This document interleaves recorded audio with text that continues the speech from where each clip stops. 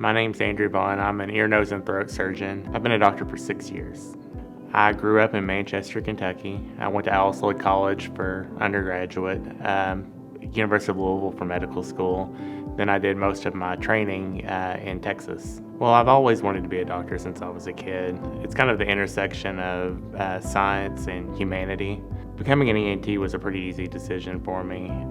Early in medical school, it was one of the first doctors that I shadowed and had any experience with, and it was love at first sight with ENT. I really like the detailed anatomy of the head and neck area and all the different surgeries that ear, nose, and throat doctors do.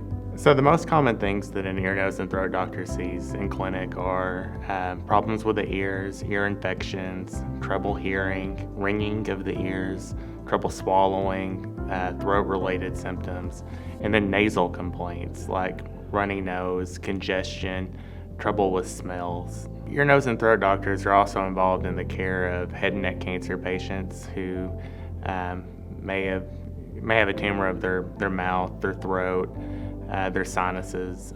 We're involved with surgery and removal of those and managing those conditions.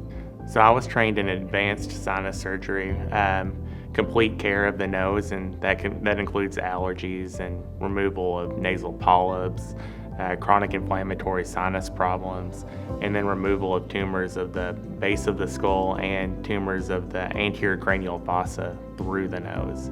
Well, a large part of my practice is taking care of children as well. That includes things like ear tubes, tonsillectomies, adenoidectomies, and even sinus surgery in children.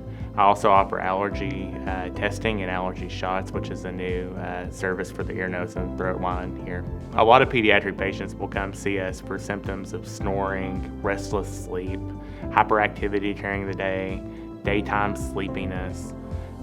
Those are problems that are indicative of requiring a tonsillectomy. Some kids will have recurrent ear infections or trouble with hearing, and those are symptoms that they may require a set of ear tubes.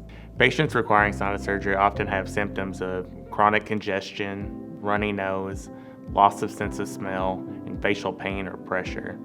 Sinus surgery is done endoscopically, meaning with cameras through your nose, so no external incisions on the face. We remove bone and tissue from inside of your sinuses to open up your sinus cavities to allow topical medicines to treat your sinus conditions better.